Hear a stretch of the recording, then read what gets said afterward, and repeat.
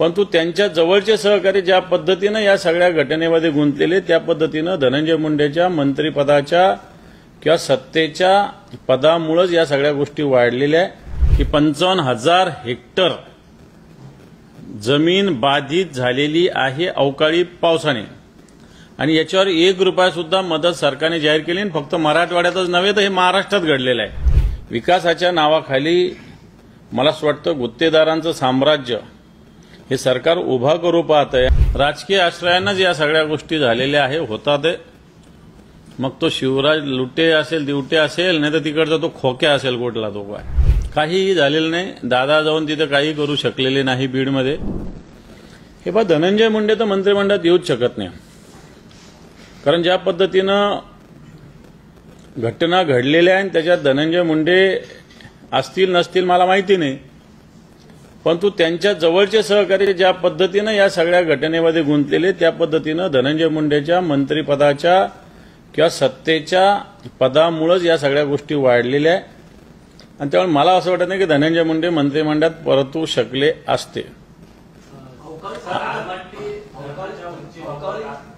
पावसाचा फटका मोठ्या प्रमाणात बसला, खास करून जर आपण पाहिलं तर मराठवाड्याचा जो शेतकरी तो जास्त बाधित झालेला आहे। आता असताना अद्यापही कुठली मदत जाहीर झालेली नाही। आज मुख्यमंत्री असतील की उपमुख्यमंत्री असतील बैठक घेतात खरीप हंगामासंदर्भातली, याबाबत तरी मदत जाहीर करतील असं वाटतंय। हे बघ खरीप हंगामाची बैठक वेगळी आहे, त्याच्यात मदत वगैरे येईल न येईल मला माहिती नाही। मी त्याच्यासाठीच आपले प्रेस कॉन्फरन्स घेतोय की 55,000 हेक्टर जमीन बाधित झालेली आहे अवकाळी पावसाने आणि याच्यावर 1 रुपया सुद्धा मदत सरकारने जाहीर केली आणि फक्त मराठवाड्यातच नव्हे तर हे महाराष्ट्रात घडलेलं आहे। माझ्याकडे जे डिटेल्स आहे महाराष्ट्रातले सगळे, त्याच्यामुळे एकट्या मराठवाड्यात असं घडलं असं म्हणायची गरज नाहीये। याच्यामध्ये जर तुम्ही बघितलं तर मग अमरावती, नाशिक, पुणे, संभाजीनगर, नागपूर, कोकण या सगळ्या पट्ट्यामध्ये या घटना घडलेल्या आहे।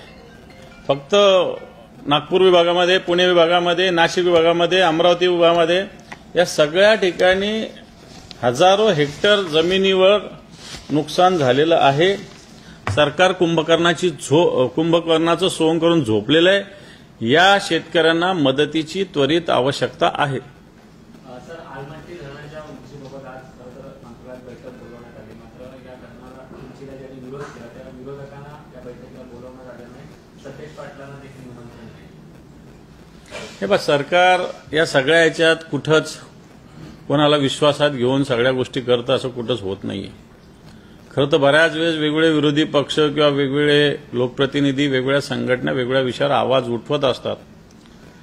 नाही म्हटलं तरी थोडी बहुत सरकार दखल घेत असताना अशा लोकप्रतिनिधींचा, अशा संस्थांचा मला वाटतं या सगळ्या ठिकाणी भूमिका ऐकली पाहिजे, परंतु सरकार स्वतःच घोडं पुढे दामटायचं काम सातत्यानं करत आलेलं आहे। वाढवण मंत्र्याबाबत पण आता जमीन अधिग्रहण करण्याचं काम जोरात सुरू झालेलं आहे। शिवसेनेने नेहमीच स्थानिकांच्या बाजूने भूमिका मांडलेली आहे, मात्र आता राज्य सरकार किंवा केंद्र सरकार दोघांची मिळून जमीन अधिग्रहणाचं काम सुरू केलेलं आहे। विरोध वाढलेला आहे स्थानिक पश्चिमात। स्थानिक लोकांचा विरोध आहे। महाराष्ट्रामध्ये अशा पद्धतीनं जबरदस्ती जमीन अधिग्रहण करण्याचा प्रकार मोठ्या प्रमाणावर चालू आहे। मागच्या 15 दिवसापूर्वी पुरंदरची अशी घटना घडलेली आहे। पुरंदरला विमानतळ असावं म्हणून, परंतु स्थानिक लोकांचा त्याला विरोध आहे। तसाच वाढवणचा विरोध आहे आणि मला वाटतं सरकार शक्तीपीठाचा जो मार्ग आहे त्याला जनतेचा विरोध आहे, परंतु सरकार कोणत्या हेतूनं स्थानिक लोकांवर अन्याय करते मला याला समजायला पर्याय नाही। विकासाच्या नावाखाली मला असं वाटतं गुत्तेदारांचं साम्राज्य हे सरकार उभा करू पाहत आहे आणि त्याच्यातूनच ठिकठिकाणी वेगळ्या पद्धतीनं आता मी पुरंदरला गेलो होतो, स्थानिक शेतकऱ्यांच्या ऐवजी दुसरेच कोणतरी लड्डा, अग्रवाल, राठी तिथे शेतकरी नवीन आले, लोढा असे शेतकरी तिथे आलेले आहेत।